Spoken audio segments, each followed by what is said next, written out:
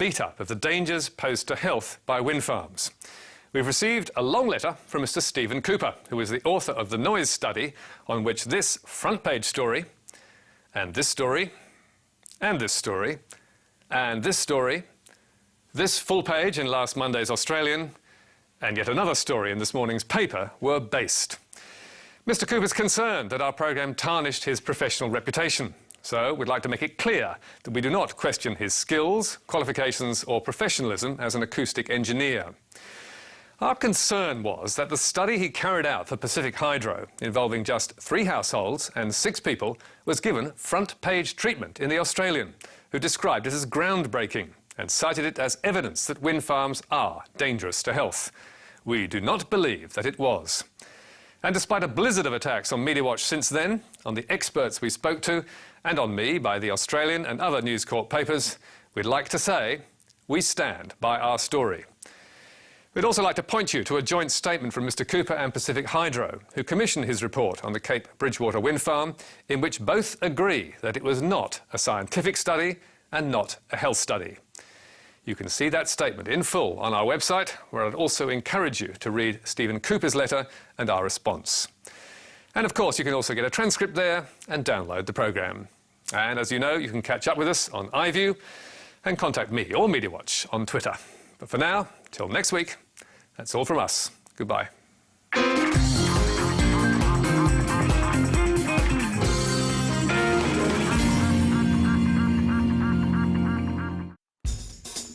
Hello, Tony Jones, live from Studio 22. Tonight on Q&A, Miriam Margolyes, Josh Frydenberg, Jamila Rizvi, Trisha Jha and Andrew Lee. When it comes to wealth, no one's equal, but some are more unequal than others.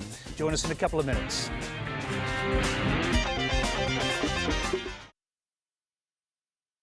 Thursdays, discover the little-known innovators whose wild ideas and breakthroughs made our modern world possible. People you've probably never heard of. From the water we drink to the time we keep. It's a crazy idea, but it's also kind of a beautiful one. This is the untold story that untangles the web of ideas that made each of our modern miracles possible. One of the foundations of modern life. How we got to now. Thursdays 9:30, ABC.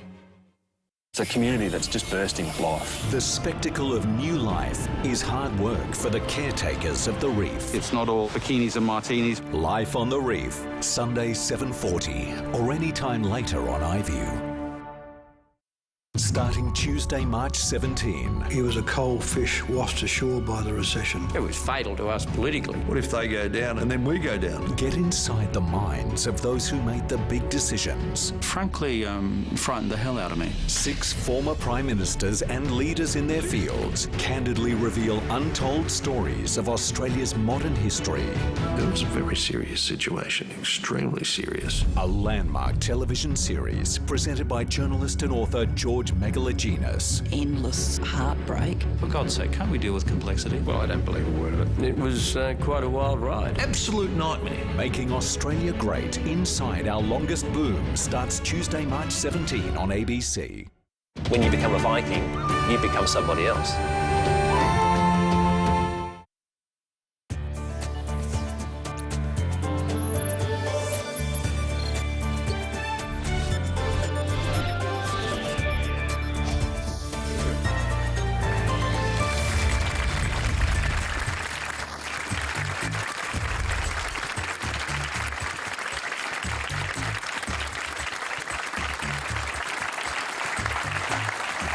Good evening and welcome to Q&A. I'm Tony Jones, answering your questions tonight. Star of stage and screen, Miriam Margolyes. The Assistant Treasurer, Josh Frydenberg.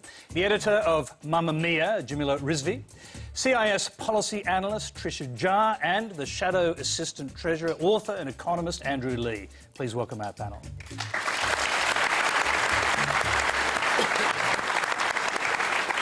Thank you, and you can join the Twitter conversation, and if you'd like to send us a live question, add @Quanda to help us find it among the many thousands of other ones. Well, our Facebook followers asked us to discuss inequality, and the first question comes from Ray Litting. We were told that as the economy grew, wealth would trickle down, but it seems that the wealth is actually trickling up. so that the richest 1% now own 48% of global wealth. How can this trend be reversed? Tricia. I would always be sceptical of putting too much weight in figures like that. I'm not sure, do you know where that figure comes from? Credit Suisse. Oh, well, that's interesting. I would always think that what I'm more concerned about is less who has what and whether or not people can move up the economic ladder to get more. And so I think when we have a consensus in this country, and I'm sure Andrew and Josh will both agree, that we no longer talk about equality of outcome in this country, we talk about equality of opportunity. And I think the debate to be had is over what kind of policies create the best opportunities for everyone. And I think Andrew and Josh will take a bit of a different take on that, but I think that's really what we should be talking about, not necessarily outcomes, but opportunities. Let me ask you this. What do you think drives equality of opportunity? I think the key driver of equality of opportunity is, for starters, a free market, one where people can contribute as workers, contribute as business people. I can see you're sceptical, sorry. But I think that's one of the key drivers of economic growth. The other thing is, I think, education, basic right to education. Choice in education, I think, is important. One of the policies I would really like to see is more school choice, especially for people in public schools where currently they don't have a great deal of choice. If you don't have money to go to a Catholic school or a private school, you don't have a great deal of choice. And we know that having choice in education is one of the key drivers of success. Let's go back to our questioner, Ray. What do you think about... you were obviously looking rather sceptical at the answers you were hearing at the beginning. Well, I don't think that the market is going to solve all our problems, and I don't really think I'm talking only about this country. I think it will take more than the market to create any sort of equality. OK, let's hear from the rest of our panels. Jamila, what do you think about the idea that the richest 1% are in possession of 48% of the global wealth? Well, I think inequality contributes to a worse society, absolutely, but it also contributes to a worse economy. An economy that is strong and thriving is one where there are successful and strong businesses, absolutely, but also strong consumers and consumers with power. If you can imagine an economy where there's 100 businesses and one person with not much money to buy things, that doesn't work so well. One of the biggest strong economic drivers in China over the past 20 years has been the rise of the lower and the middle classes, and having more money and having a more equal society has actually led to a stronger economy as well. So I think the two are interlinked. So in China it's very equal if you're in the Politburo and less equal if you're not. Yeah, I'm not saying we should be China. What's such a high percentage of if we were going to compare billionaires China today to 30 years ago, yes. I think we're still in a better position than we were 30 years ago. Josh Frydenberg. Well, it's funny because this argument about growing inequality has found one supporter in an unusual source, namely Rupert Murdoch, because he's talked about quantitative easing, which has been the printing of money essentially throughout the world, as driving investments into equities in the stock market and other forms of assets that wealthy people can access. So he's actually been one of those people who have been out there saying government policies has actually driven greater disparities in wealth. I think if we turn to Australia, the story is a good one. In fact, Credit Suisse, who you just named, said that Australia has the highest median wealth of any country in the world. And if you look at our tax system and our transfer system, our welfare payment system, it is very progressive. So that the top 20% of income earners only derive 1% of their income from the government, whereas the bottom 20% of income earners derive 55% of their income for the government. And when you look at the top 2% of tax payers, they contribute 26% of the overall tax take, whereas 45% of Australians who put in a tax return only contribute 4% of the overall tax take.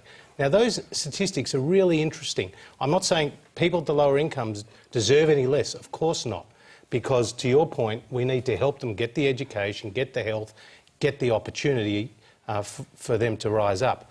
But I think in Australia, it's a pretty good story to tell, Tony. Well, let's see if Andrew Leigh agrees. We might have a debate here. Go ahead. Well, Ray, I think it's a terrific question to ask, because it's not just an economic one. It goes to who we are as a nation.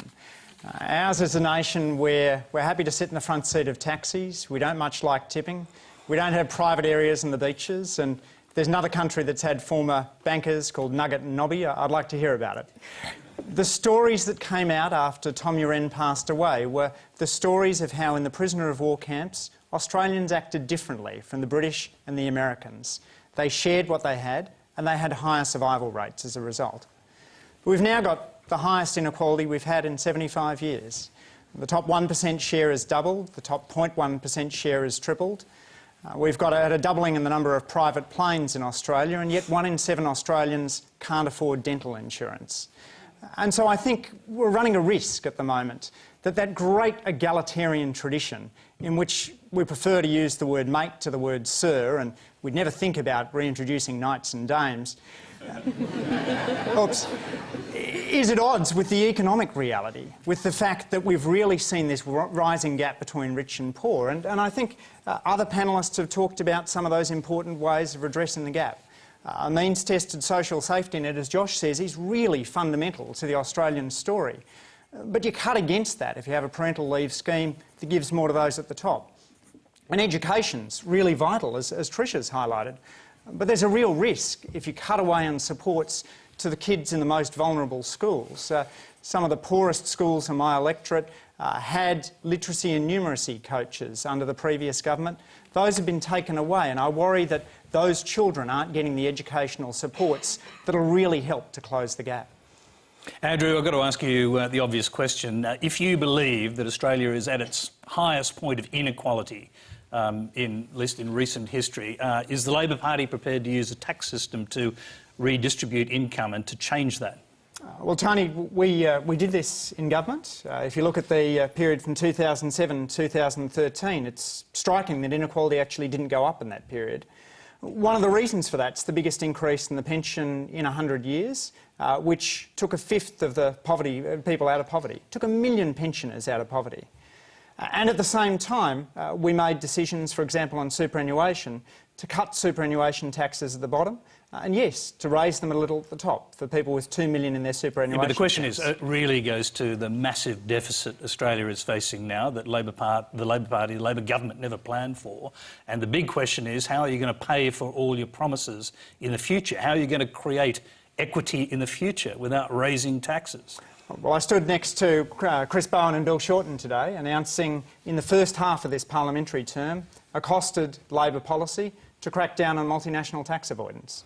It's pretty rare for a... Also, it's not very much money either. It's $1.9 billion over 3 years, and there's a huge deficit vastly beyond that. You're going to have to do much more than that. And you're going to have to do things ultimately which impact on Australian voters, not multinational companies. Well, Tony, let's be clear. This raises twice as much as the government's GP tax would have raised. So we're not talking about a trivial amount of revenue here. It's an important policy measure, but we'll have more conversations about how to ensure we have a sustainable social safety net and a fair tax system. I'm very happy to go to any of those details. Fire away. Okay. Because that's fundamentally... OK, let's fire away. Will you put up taxes on the highest income earners and their superannuation? Will you get rid of negative gearing? Will you change capital gains tax laws? Will you do those things which people have pointed to which create intergenerational inequity? Tony, we've said we're open to a range of conversations, as you'd expect us to be. We're a party that is deeply concerned about inequality, and we rolled out today a carefully costed policy.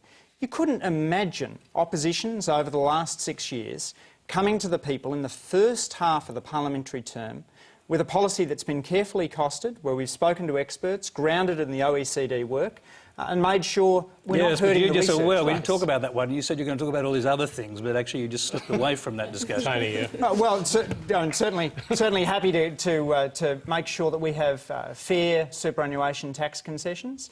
One of the measures that the Coalition didn't proceed with was a measure which saw people with more than 2 million in their superannuation accounts pay a little more tax. And we chose that point, They're going to pay Tony. a lot more tax, aren't they, to pay for your promises? Well, we let's go through policy by policy, but I'm explaining this one to you. We chose that point because those people... There's a voice in my ear saying, let's not, and probably I should listen to that. Let's go to Josh Frydenberg just to answer some of those questions. I want to hear from Miriam too on this question about inequity. So we'll start with Miriam and come back to Josh. Well, firstly... Oh, well, no, we'll start with Josh. Come back to Be quiet. Miriam. No, of course you've got to tax people, and I don't understand why people are so frightened of being taxed. People like me, who earn more than most others, we've got to pay taxes. I'm on your side, I vote for you, but I want to see a bit more courage and spunk from you.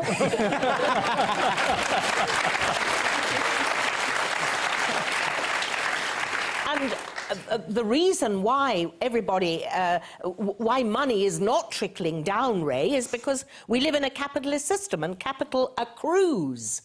And that's why, and it may not be palatable to everybody, but that is the reason. And so you have to fight that by stringent taxes. I'm prepared to pay. I have never denied paying taxes. I've never avoided taxes. I don't go in for any of those schemes. We have to, if you earn, you've got to pay. And that keeps Australia nice and clean and healthy and gives people decent education. And that's what you've got to do. Put up the taxes. OK, Josh.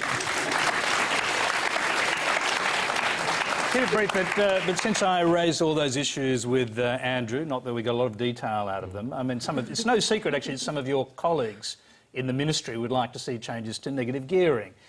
Appreciate there may have to be changes to capital gains tax, that there may have to be higher taxes on the richest people's superannuation. Do you agree with all those prospects? Well, we are having a tax white paper process, and that's going to look at some of these issues that you raise, and it'll be open for discussion. But the point about Andrew's, $1.9 billion revenue-raising initiative that he put to the Parliament today after doing nothing for 6 years in government is that they're now blocking $30 billion worth of savings in the Senate. So you're right, it's just 6% of what they're blocking in the Senate. But you put your finger, Tony, on a critically important issue when we're talking about fairness, and that's the intergenerational point. We didn't create this debt and deficit legacy. Labor left it to us. And so, therefore, it's our job to try to pay that back. Well, that's the reality. And so, therefore, when we're paying it back, we have to think, if we don't pay it back, what does it actually mean for the children who are just young now, who will be entering the workforce in a few years' time?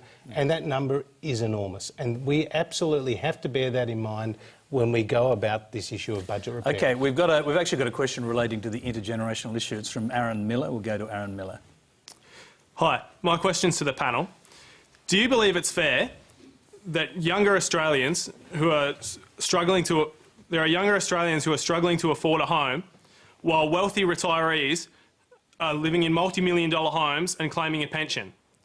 I'm not saying that these pensioners should have to leave their homes, but why should I be effectively subsidising somebody else's inheritance when, instead of claiming a pension, they could reverse mortgage their home?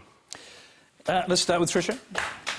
Aaron, that's a great question. I'm really glad you asked it. In short, I agree with you completely. I think one of the primary reasons why the family home has been exempt from the income and the assets test for the age pension thus far is because it's viewed as a vehicle for saving. But what's the point of saving if you're not intending on drawing down on that saving in retirement? And so there are options such as the reverse mortgage option, which essentially allows people to unlock equity in their own home. Doesn't mean they have to leave. It allows them to use their asset more productively, and it means that they aren't that the taxpayer isn't subsidising their children's inheritance. I think this is one issue that the government should look at very strongly, and I would urge both Josh and Andrew to think about it. OK, we've heard from the policy analysts. What about the politicians? Andrew Leigh, you're sitting next to her, so what do you say? Well, first of all, Aaron, I think you've hit on what is a vital issue in the Australian community. For the first time in a long time, we've seen home ownership rates for young Australians starting to fall. And that means that many Australians are locked out of what has always been regarded as a normal part of the Australian dream. I understand, though, that taking away or including the family home and the assets test for the pension does risk damaging community. For somebody who's lived in a suburb for all of their life, whose friends and neighbours are around them, that sense of place is really important to who they are. But there's other ways of tackling, I think, the same problem that you're talking about. The ACT, where I'm from, has put in place a reform to move away from stamp duty, which is a real discouragement to people downsizing. We also in government looked at ways of encouraging people to downsize by allowing the equity in the family home to be treated, to essentially be exempted from the assets test, while allowing that person to sell the home to make a bigger house available to someone else where they wanted to. But it's going to be a really big conversation in the Australian community, because the doubling of house prices over the course of the noughties is in some sense the biggest intergenerational transfer of wealth we've seen in Australia in a very long time. Now, how do you propose to solve it then? Because all these young people out there who can't get into the market would quite like to know before they vote for you. Well, part of it, Tony, goes to housing supply. I think a big part of the solution there is making sure you've got policies that encourage infill. I was really troubled when Barry O'Farrell got to office and cancelled a plan which would have allowed higher density housing along the North Shore train stations just because of local electoral politics. That's the sort of policy that you want if you're going to boost housing supply. But then Labor-held seats in the inner west of Sydney, for example, have exactly the same policies. They stand against development in inner west areas that are just as close to the city in terms of public transport distance as the suburbs you're discussing. And this is why I think we need to tackle this at a higher level. And there's a role for a state and potentially even a federal government to ensure that there's the supply of housing that people want. Huge demand for apartments now. And so we've got to make sure that that supply comes on. The National Rental Affordability Scheme that we put in place in the global financial crisis didn't just support a whole lot of building jobs, it also added to the housing stock. So it paid a double dividend during the downturn. I'll just hear from Josh Frydenberg on this, and actually go to the question that was originally asked, if you wouldn't mind. Well, actually, Andrew and I see eye to eye on this issue, in the sense that I think it is very tricky to go and take away a senior person's home when you haven't actually gone to an election and sought that particular mandate. So we have no plans to do that. But on the issue of affordability... The questioner suggested reverse mortgage as a possibility, as a way of dealing with that problem. And they're very interesting discussions to have, and in fact I'm meeting with people later in the week to discuss their thoughts on that particular issue. But land release is important, but to go with land release is also infrastructure. And I think we haven't done that well enough across this country, Labor and Liberal, in having a cities policy and understanding about the projects that you need in terms of infrastructure, whether it's public transport, whether it's road, to actually give people greater accessibility from new property developments. And I think that's something we can all do a bit better. Jamila. I think the family home holds such an iconic status in sort of the Australian psyche that I imagine it will be quite a brave government that goes there in terms of this policy area. Not in my lifetime. waiting. It'll come.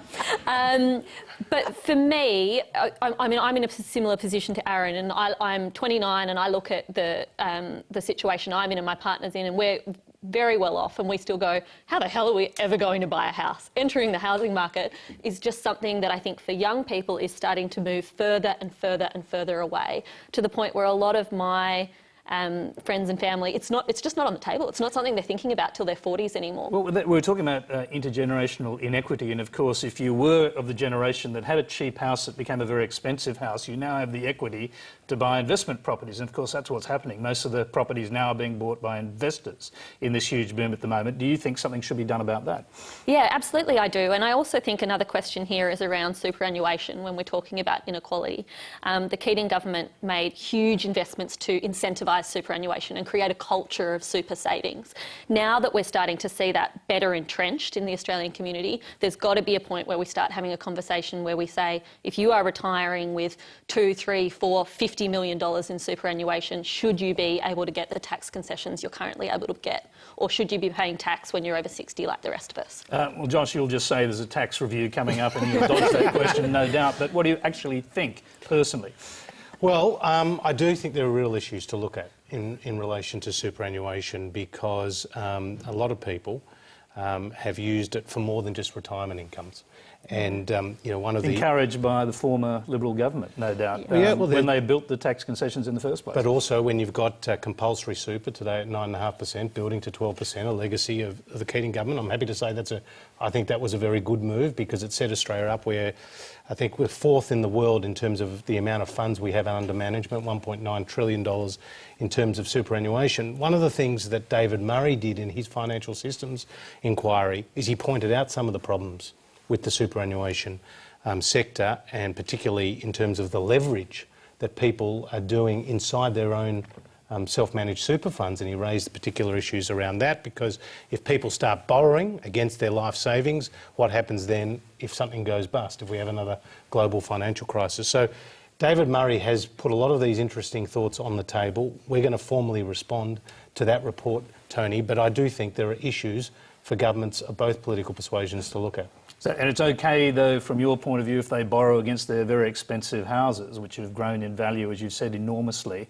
and use a tax subsidy called negative gearing to buy more houses? Well, negative gearing, that is not a black or white issue, because one of the positives about negative gearing is that because people are getting a tax deduction on their investment, their actual rents that they can charge can be lower than otherwise would be the case. So people say it actually boosts housing affordability in some sectors. So these are shades of grey, Tony. Miriam, listening to this, you obviously lived in several countries, and I'm just wondering, is it done better in other places? I mean, the housing affordability crisis is also huge in Britain. Absolutely. Young people can't afford to get started on the property ladder. And I think, I didn't know about this reverse mortgage idea. I think it's excellent. Get on with it. Well, I don't think you could really improve on that answer. We've got someone with a hand up there, but let's go to our next question first of all. It's from Candice Lester. Andrew, you've said, and I want to quote you on this one, the ideal Medicare model involves a small co-payment, that Australian universities should be free to set fees according to the market value of their degrees, that large government handouts impose suffering and exclusion on those very people in need of assistance, and that regarding pension ages, 70 is the new 64. You've said all this, however, you and your party are still voting against the very government proposals that address these concerns.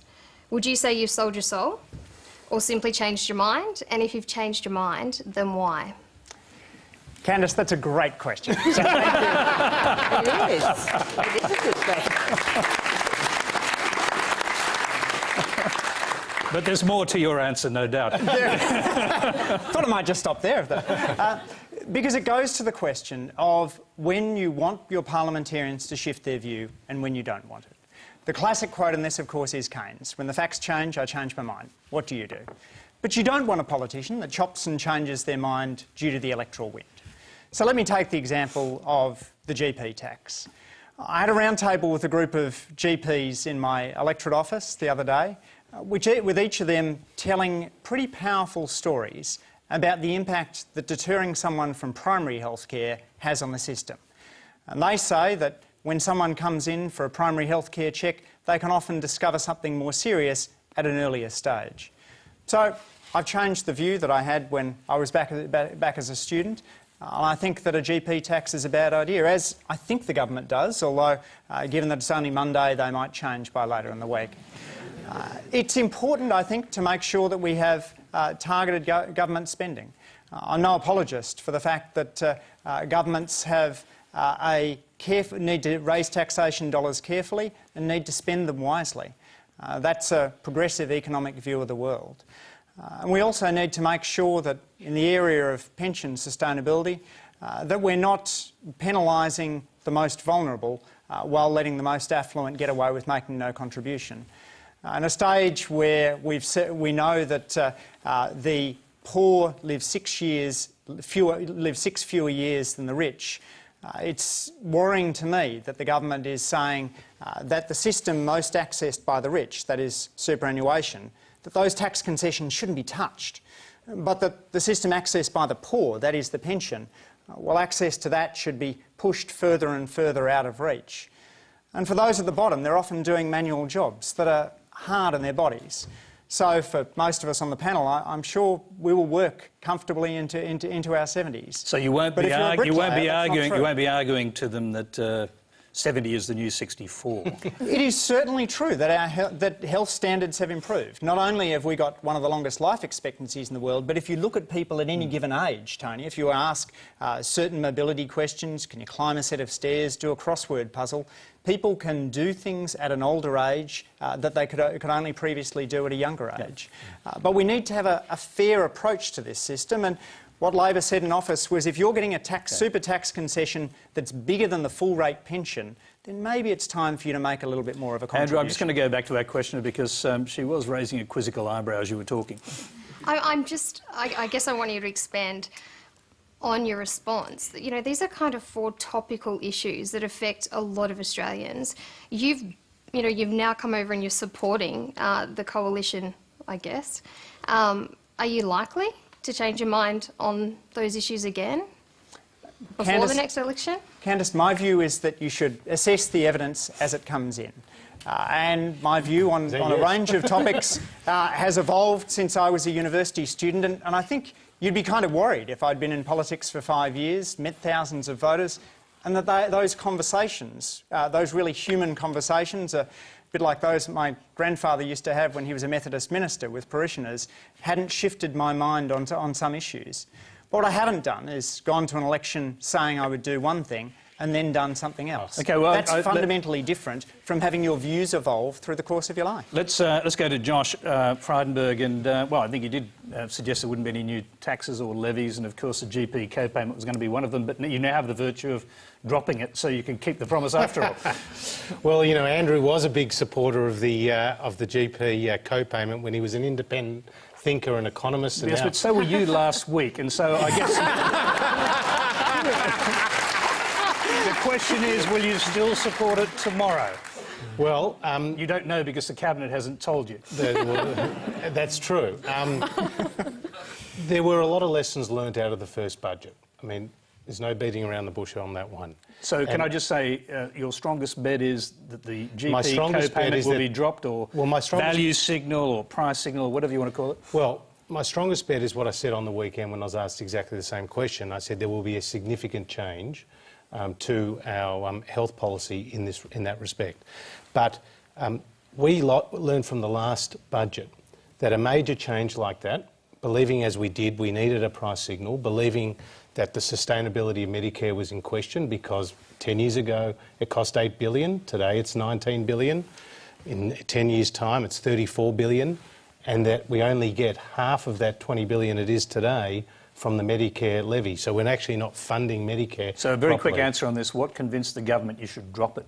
Well, there wasn't the public support for it, and particularly in the Senate. Okay. And I think that's a very telling lesson. Okay. No, the Senate is a reality. That's the problem. Senate is a reality, there's no question about that. Now, Q&A is live across Australia, simulcast on ABC 24, News Radio and Australia Plus. And just a pointer for our News 24 viewers, from next week, the national simulcast of Q&A will be replaced by Lateline. So if you live outside the southeast Australian time zone and you want to be part of the live Q&A experience, next week you'll need to watch on iView. That'll be set up for you. Please keep an eye on the Q&A and iView websites for more details on how to do that. Our next question comes from Lachlan McCarroll. In light of Senator George Brandis being censured today in the Senate for his comments about Gillian Triggs, even as Tony Abbott sustained the attack on Triggs in the lower house, who's the better Human Rights Commissioner, Gillian Triggs or Tim Wilson? Let's say the attacks on Gillian Triggs were essentially attacks on a well-credentialed woman. Let's hear from our female panellists first, Jamila Rizvi. Well, look, I thought the attacks by Brandis in Senate estimates on Gillian Triggs were quite simply outrageous. She is a public servant. She was appearing at estimates where the minister is supposed to be, in a sense, protecting the public servants from the questions from other senators. He didn't do that. I think he put her in a very uncomfortable position where she was unable to defend herself.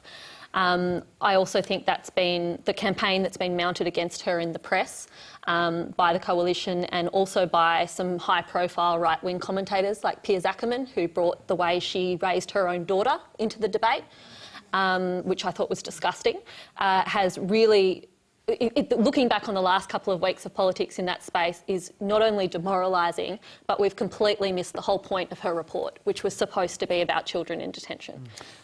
Tricia Zhao. Yeah, I have to say that I mostly agree with Jamila in that I think that the attack on Gillian Triggs has taken the focus away from, you know, the issue of children in detention. But I do also wonder that this attack on Gillian Triggs and the fact that Labor has then been able to position itself as somehow the guardian of Professor Triggs has meant that, again, Labor also gets to basically absolve itself, and the coalition too for that matter, of the findings of the report on children in detention, which were bipartisan in their criticism of government policy. Although I do wonder that perhaps defenders of Professor Triggs would be better off, I think, spending their energies perhaps putting pressure on the government to release the Moss report on child sexual abuse in detention rather than, I suppose, getting into the, what does Tony Abbott call it, the Canberra insider gossip or something? Because I think the Beltway, because I think this government versus Gillian Triggs or whatever it is definitely an example of Canberra insider nonsense. Miriam Margolyes. I don't really know a lot about this issue, but I don't think that George Brandis, who in many ways is a good bloke, despite being of the wrong party, I don't think he should have made that attack in the way that he did. This is a political attack, and it's about children in detention. The Liberal Party got rid of a lot of children in detention, but they keep them there longer. That is the fact.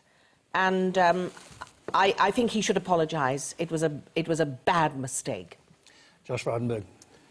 Well, it's interesting, isn't it? George Brandis said that Gillian Triggs is a decent person and a distinguished lawyer.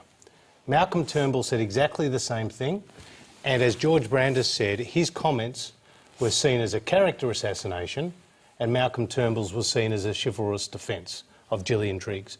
Now, we have to ask a bigger question here, Tony.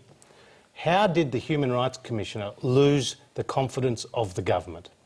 And it's a real serious question, because in her testimony in November of last year, she said that she, as early as 2012, realised that there needed to be an inquiry into children in detention. But she waited till after the election in 2013 to actually produce this report. And the facts, as Malcolm Turnbull said on this show just recently, tell a very important story. Children in detention, and for me, one child in detention is too many, reached up to 2,000 under Labor. Today we have 112 children in detention on the mainland and 114 at Manus. Now that's too many. Actually, Nauru, not Manus. But so Nauru. We have 114 on Nauru. Sorry? How many are there at Manus? Well, there are none. There are no children. We've got 114 on Nauru and 112 and here how on the long have mainland. they been there? And some have been there for some time. Yep. And and the report actually makes the case that this hurts the mental health of the children. And so that's why we've got to get them out as fast as possible. And we have reduced that number by 90% from what we inherited. But why, can I just ask Josh Frydenberg, why shoot the messenger? In this case, she has laid out, as you pointed out, that the vastly greater numbers of children in detention were under the Labor government's period. That's actually in the report. No one's disputing that. So why shoot the messenger? And because Tony Abbott said today, you're quite right, the government's lost confidence in Professor Triggs. He repeated it. He wants her out of that job, isn't that right? Well, there's been no inducement. But he wants her out of that job. Is that right or not? Well, we haven't asked her to leave, and it's as simple as that. Can I just ask you, if you don't have confidence in her to do that job, why was she offered another international post? Well, she wasn't offered another international job. Well, is that true? Because that doesn't seem to be what Julie Bishop is saying. Certainly, she says an international posting was discussed. No, she said an international role was discussed, and then... and then the question was, who raised that? And what was the international role you were thinking of? Exile?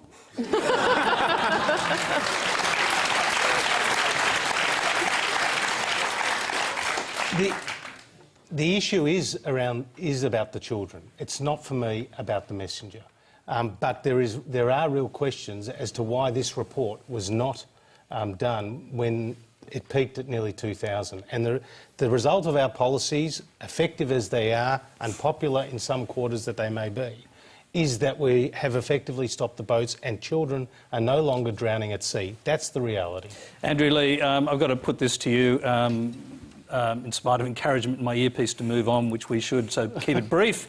Obviously, the Labor Party's position in this is that in government you allowed more than 2,000, well over 2,000 children to be detained in offshore and onshore detention. A previous member of this panel, one of your front benchers, Catherine King, appear to be quite ashamed of that record. Are you? Well, Tony, like Josh, I think that one child in detention is too many. But the question from Lachlan was fundamentally... Well, what about 2,000 plus? Clearly we need to get children out of detention. But the question that came from Lachlan was about Gillian Triggs. And I'm old enough to remember a conservative tradition that valued the independence of the public service.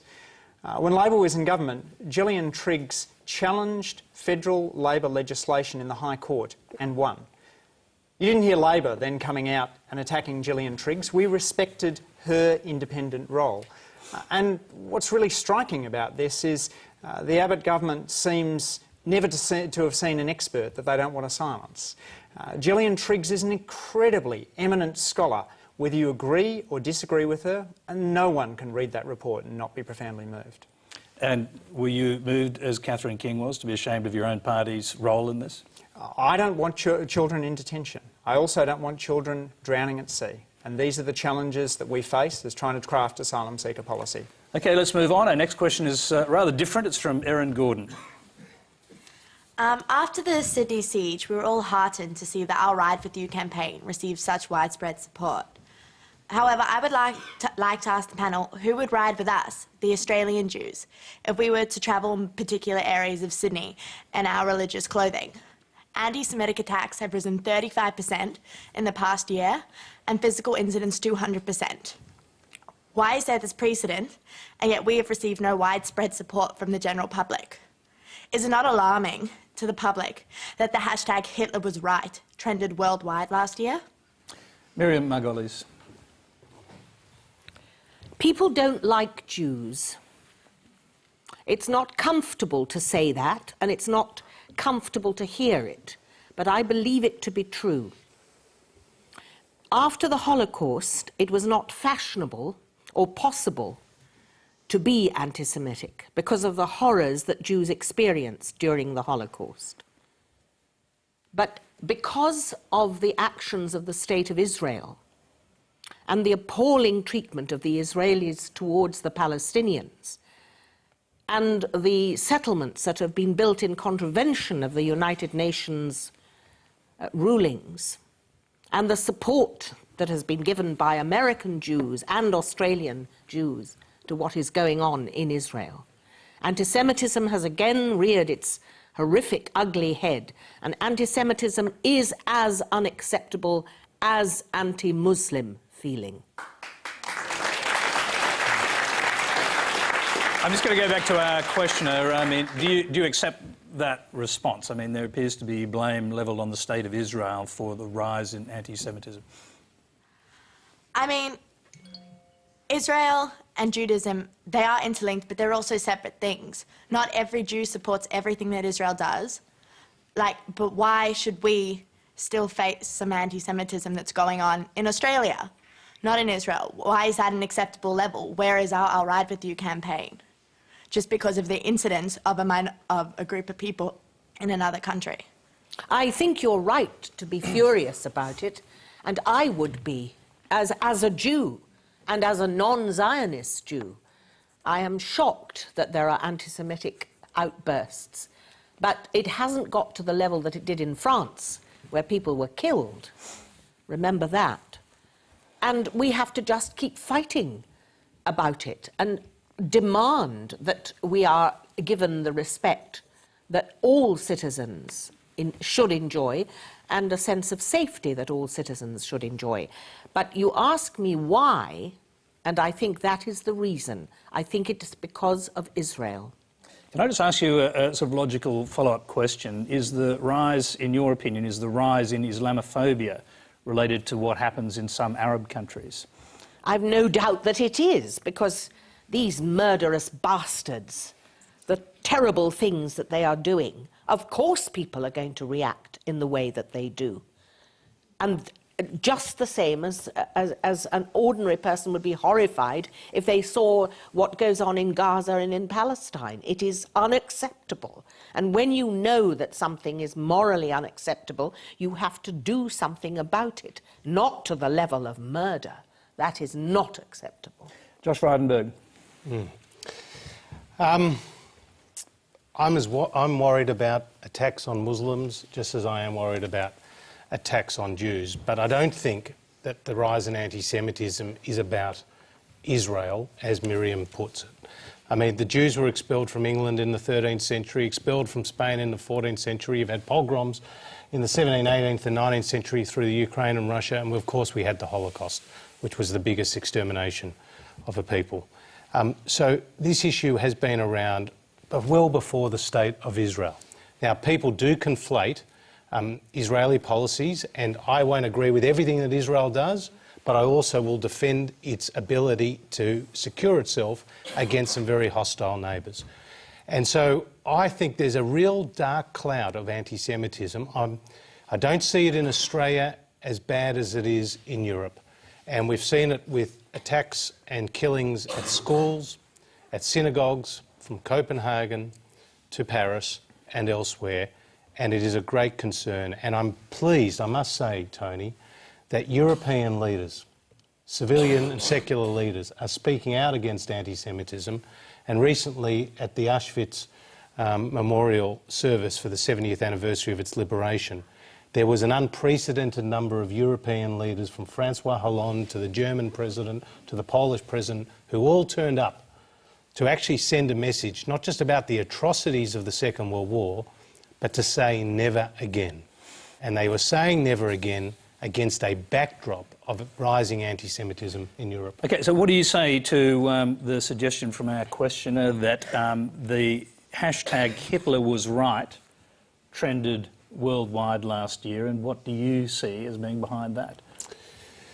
Well, in Europe there were lots of demonstrations where it said gas the Jews, whether it was in France, whether it was in Holland, and even, dare I say it, some of the messages and the placards that were held up here in Australia during really anti-Israel, very violent anti-Israel protests were seen to be believed. So what is driving it?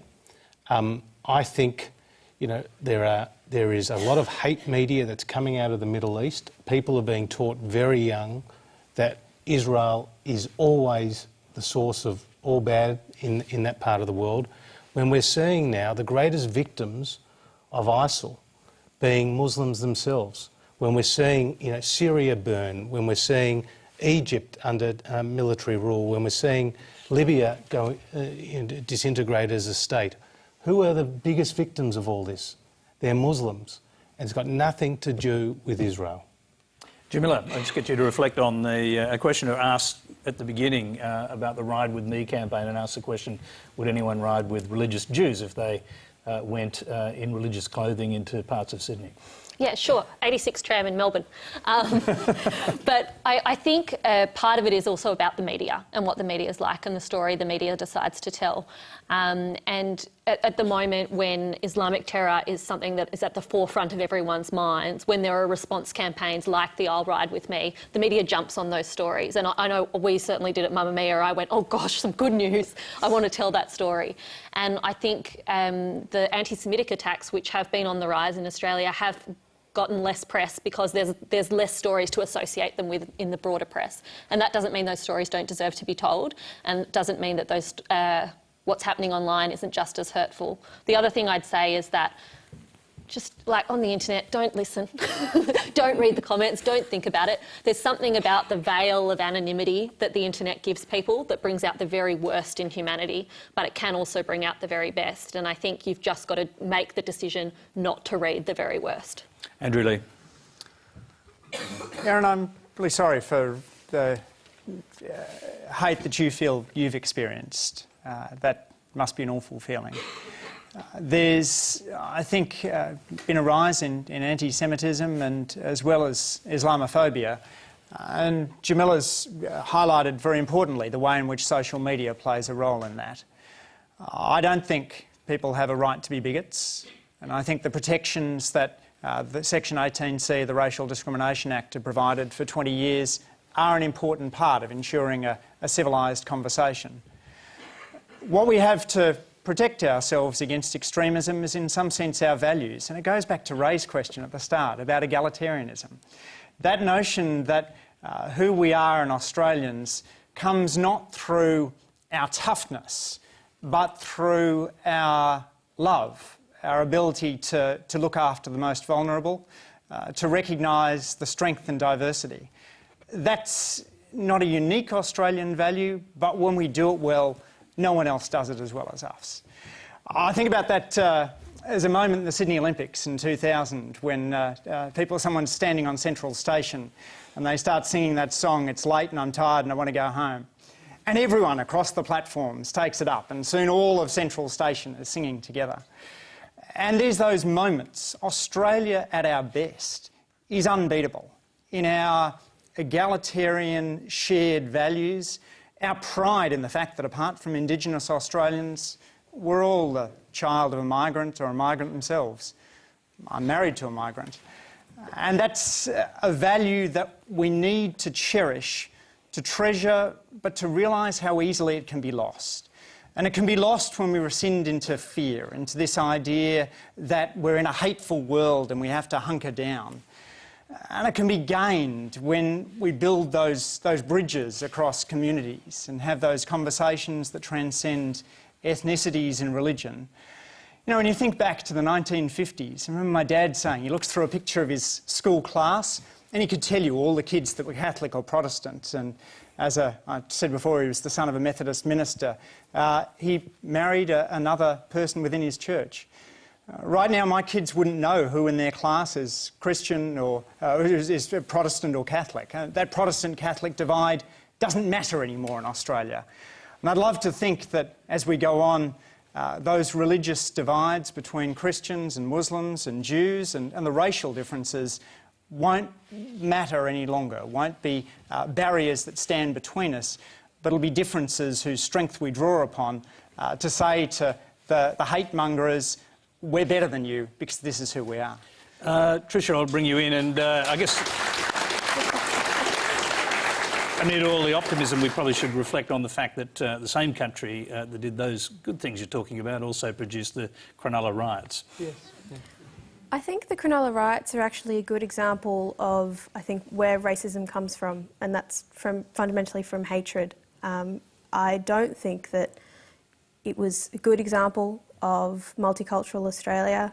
I know that it was something I felt uncomfortable about for many years, as being, you know, visibly different. I don't know, though, that...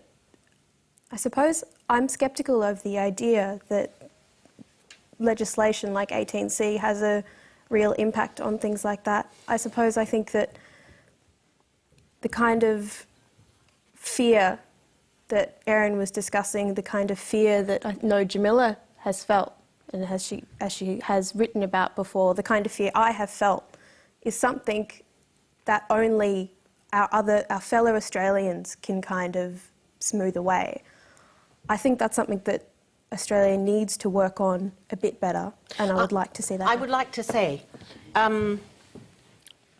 Jews in Australia have made a huge contribution to Australia.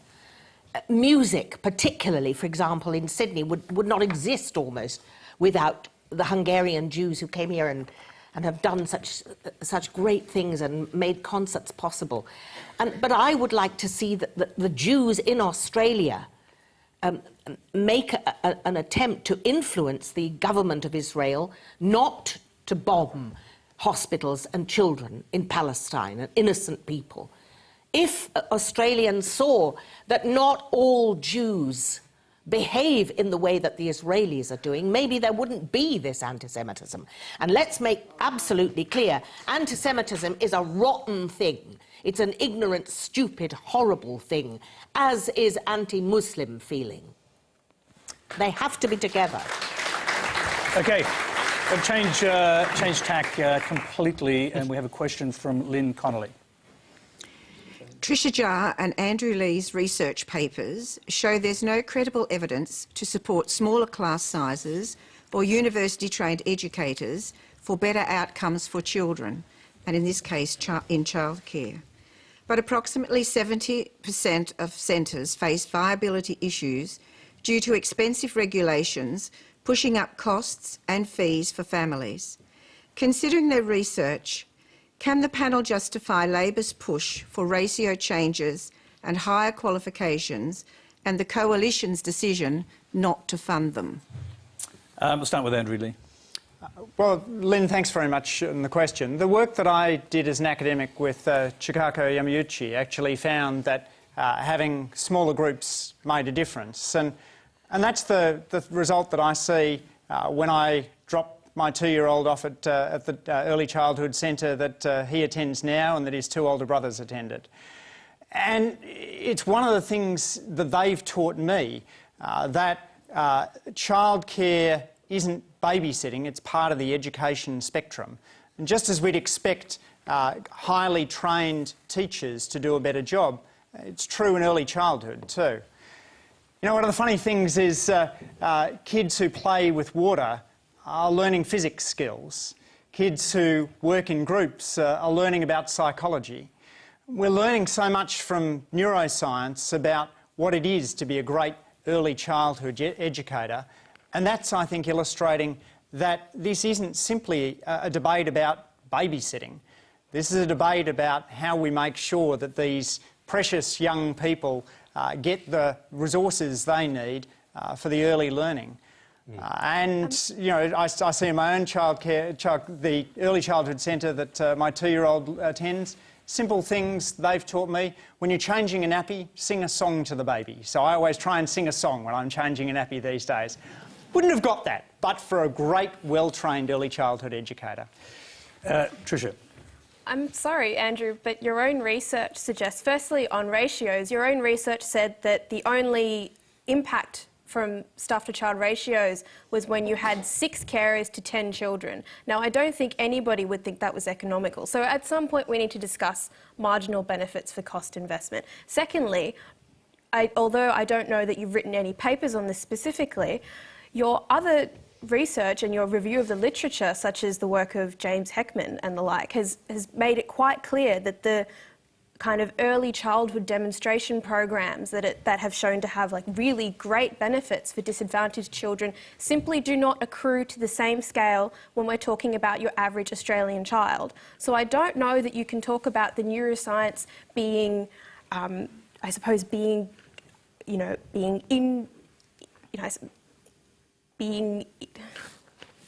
I don't know that you can talk about the neuroscience being somehow without question when it comes to its impact on every single child, and more importantly... So, Tricia, can I just quickly interrupt just for a moment, just to sort of see, just test the boundaries of what you're saying. Do you think it's better to have more economical, larger classes and less effort go into doing more than just child minding, more than simply...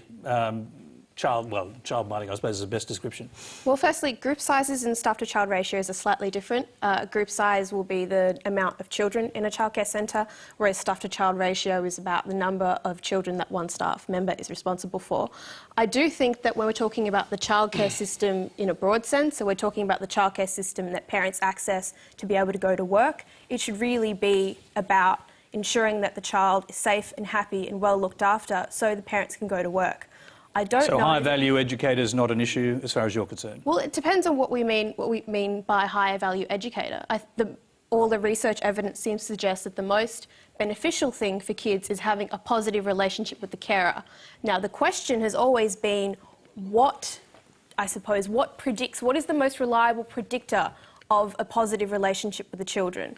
And in this case, the evidence doesn't seem to stack up that diplomas and early childhood teachers and certificate 3s and 4s are necessary for that relationship. Okay. Your own research, Andrew, in fact, showed that there was no link between staff qualifications. No, Andrew, and I know you're dying to jump in and sort of explain what your research actually said or nuanced, and I'll come back to you on that, but I want to hear the government's about to announce a childcare policy, and you're listening to a debate here, and really it's a debate about the level of care, about the type of care, about the level of education of the carers and the cost.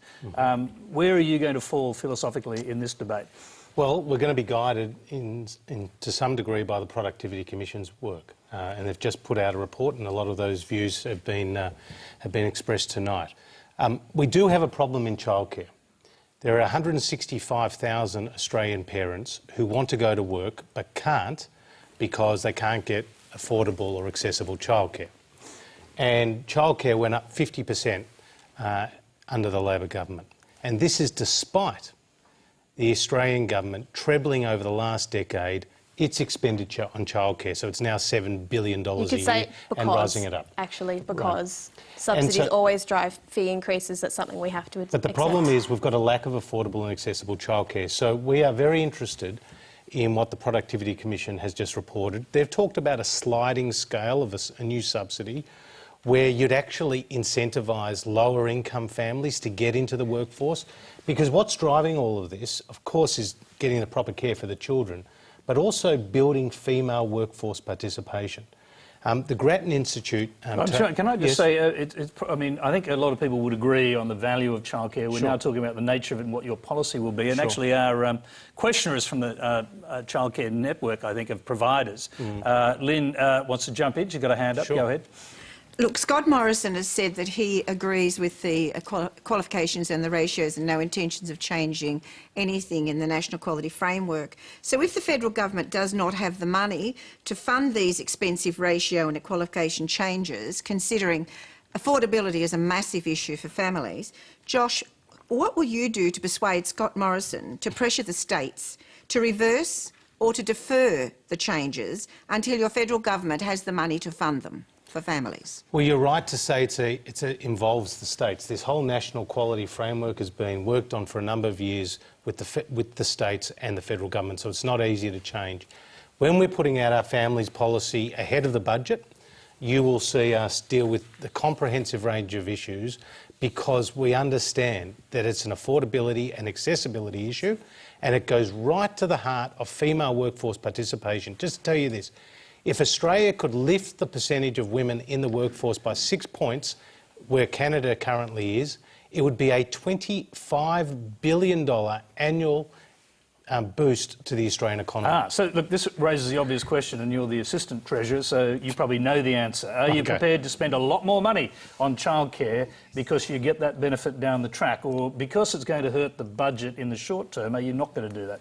Well, we are spending more money. And how much more money? Well, we're spending $7 billion today, and you'll find out with our family package how much more going forward. But hold on, in the last budget there was $1 billion taken out of childcare by the Coalition. No, extra money has gone into childcare. It's growing significantly. But there's been a huge number of programs that have been defunded while you've just had an increase around the rebate You name as them. more people access them. No, we are putting more and more money every year, and it's trebled over the last decade. And we understand that this is a serious issue, hence it goes right to female workforce participation, and that's why we're doing a families package. But you did have an election promise related to the paid parental leave scheme. That was, of course, at least going to be partly... It's not dead yet. Let's say 2013. Well, first of all, a broken promise, yes? Well, again, we were unable to deliver. Unable to deliver. OK, let's just quickly work out where the money was going to come from for that one. Part of it was from a levy on business. You're going to shift that levy over to pay to childcare? Well, we haven't made any announcements about that levy. Which I know you haven't. That's why people want to know the answer. Yeah. Well, as you know, that levy was to fall upon the 3,000 of the largest companies. We're also putting out a small business package where we've said there will be a tax cut for small business. There's been a lot of speculation. But will there be a tax cut and a tax increase that you're going to call a levy? We're not about tax increases, I can tell you, because... but when you have a tax increase, you call it a levy. In terms of the paid parental leave scheme? Yes. Because that was for a temporary period. OK, so briefly, you're not going to shift that levy over to pay for childcare? You'll see the announcements in due course. Sounds like you're saying no, though. Well, it sounds like you're interpreting what I'm trying to say. You just said you're not going to put any more tax burden on business, and of course they want to know whether this is going to be one of the tax burdens they're going to have to pay, a levy, to pay for childcare. They want to know that now. Well, we're not about to increase taxes, but we are about greater funding for childcare. And are taxes and levies the same thing? No, they're different. And they're different from a fee as well. So, oh, the question's got a hand up again, probably wants to qualify that. Go ahead. The Perry Preschool report also says that for every dollar spent on an early childhood education, $7 is saved throughout the life of the child. And I think also you may be spending over $7 billion on early learning, however, and childcare. The mothers who are going to work while we care for their children are actually paying about $6 billion in tax. So we're pretty cost neutral. Okay. And what we're doing is educating the children. Yeah. On the cost-neutral question, we have to take that as a comment because we've got one question to go to. We've got a couple of minutes left, and we're going to go to our final question, which is from Elaine Jontek. Miriam, last time you were on Q&A, it was 2012, Julia Gillard was our Prime Minister, who you said you liked, and you found that she was fascinating. Your comment on Bob Hawke was that he was just ravishing. Just wondering if you have any similar, or what sort of thoughts you would have about our current Prime Minister.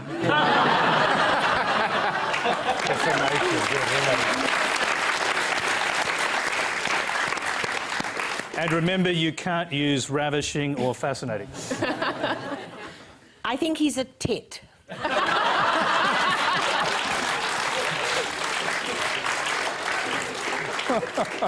I guess as a one... I think you're supposed to say 10 points to Hufflepuff. Josh Frydenberg, if you had one word to describe Tony and we should leave out the one that some of your colleagues at least would probably give him, and that is doomed. I think that's I mean, to be honest, Tony, you just say that.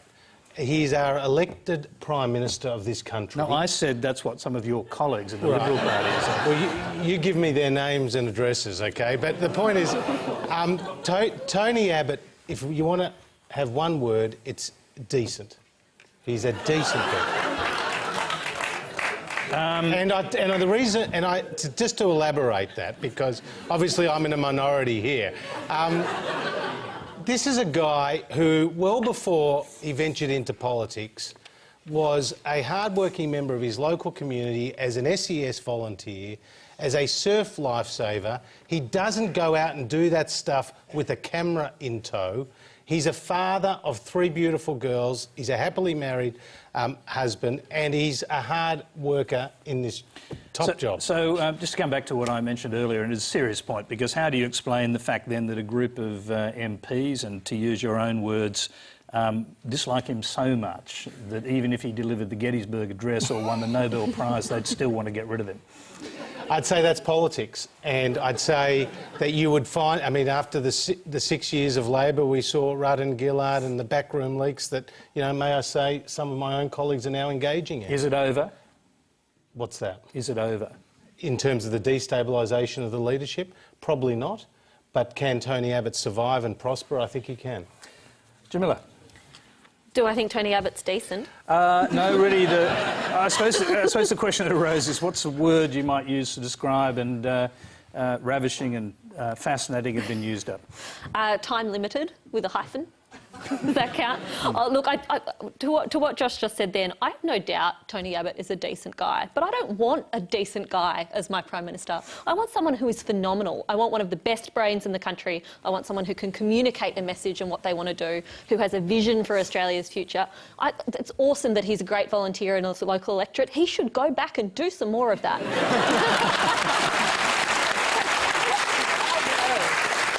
Tricia. I only have one thing to say, and that is that the tit is a lovely bird. Yes, fair enough. And Andrew? I mean, I think the events of the last few weeks have been best summed up by that metaphor of the cabinet ministers around Tony Abbott being like a group of 7-year-olds trying to work out how to deal with a brown snake. And the real problem is that even if they do manage to change the leadership, the policies are going to live on. Malcolm Turnbull is wedded to cutting foreign aid. He's committed to a GP tax. He's committed to raising the cost of universities. He's committed to every measure, he says, in that last unfair budget, which took $1.10 from the poorest single parents while making rich singles better off.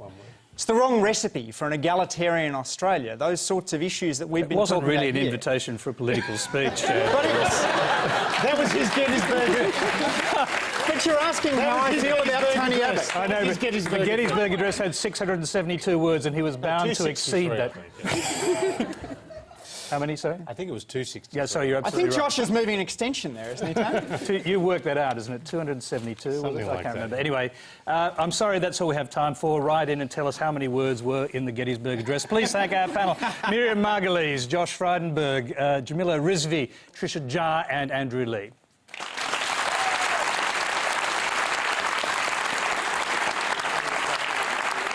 Thank you. Now,